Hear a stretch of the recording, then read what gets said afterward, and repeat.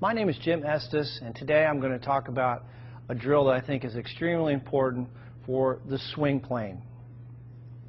So what I want you to do is, and this, by the way, is going to give you an instant understanding of exactly the feeling you want to have in the golf swing. Take a club. You can put a rod, alignment rod, in the grip, or I'm sorry, in the butt end of the golf club. Take the golf club, turn it like you're going to hold it, and then what I want you to do is take that club, put it right against your left hip, so you're holding both clubs here. Now you've got an alignment rod on the ground and a golf ball, and what I want you to do, getting into your good posture position, your weight over the arches, feel balanced. The insides of the heels are going to be about the width of your hips. Take a swing back, slow motion, and trace with that alignment rod the target line all the way up. The shaft should be parallel to your target line at the top, and then slowly coming down, trace the line. And do this in slow motion. Right into the impact position. So this is a great feedback tool, visual feedback tool for learning the proper swing plane. Go right to your impact position.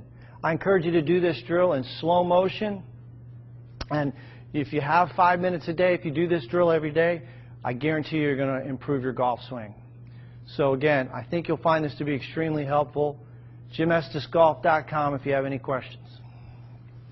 Important here. You're hanging back on your back foot. Okay, if I put a circle here, you know, you're coming back and your weight roll. See the right foot. If we zoom in on the right foot, I'm going to zoom in there. What's happening is you're rolling your weight to the outside of that right shoe. See that? Yep.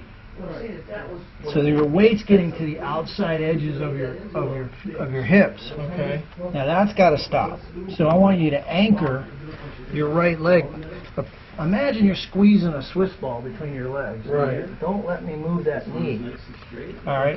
So the other thing is, I'm going to be working real hard to stabilize this part of your body so you don't move off the ball. See how unstable your lower body is there in your knees? See how much movement you have in your knees? Yeah. Okay, let's take a look at a pro. And I'll use a lady, because most men think they hit it like tour players, but they hit it like LPGA players. They hit it 250, but see how stable her right knee is there? Yeah. And then she's going to stay right over top of the golf ball as it relates to the center. Her swing center is not going to change much. So what's happening is you're getting your weight to the outside of your right shoe, and then as you start down, your left hip should be over here. I'm still sliding my hips. You're really not getting any shift forward. You're not sliding at all. You're doing too much spinning and hanging back. Look where your head is relative to where it started. Right. So your head's moved back 6 inches. So you're there at address, Right. and you're there at impact. Well, that's not good for a wedge. Is that good for any club? For a driver, it's okay. Okay. For a driver, because you're hitting up on a driver. Right. But you're hitting down on a wedge, and so what's imperative is that there's not a lot of change in your center, your axis. Like if we look at her, right, she's not going to move. Right.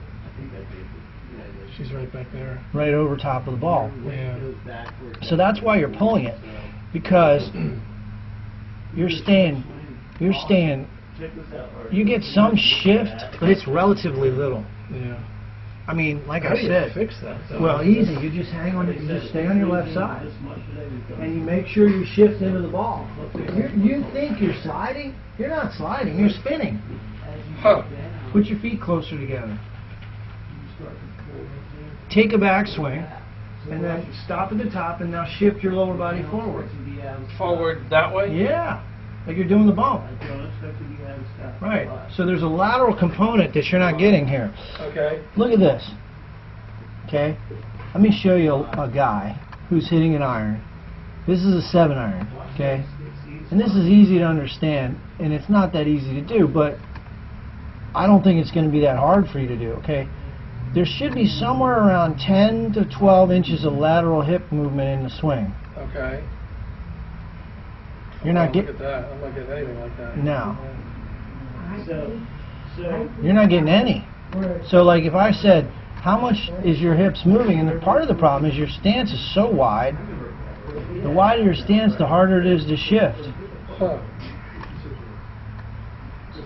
So you get about 4 inches, but you need another 12. Okay. Okay, so that's where your left hip is, right? Right there. Okay, watch where he goes. That's the farthest you're going to go. Right. Shorter swing, 3/4 swing, down. All right. So he's gone. Yeah, but well, he drew it back and came back to where he's Right. So I mean, he's going forward about 10 to 12 inches. right. Yeah, half the width of his body, basically. Yeah. Short, down, over. So that's what we want to do. That's why you're pulling it. You're hanging back and spinning instead of shifting and then turning. Okay. Wow, that's going to be like totally different. It's not hard.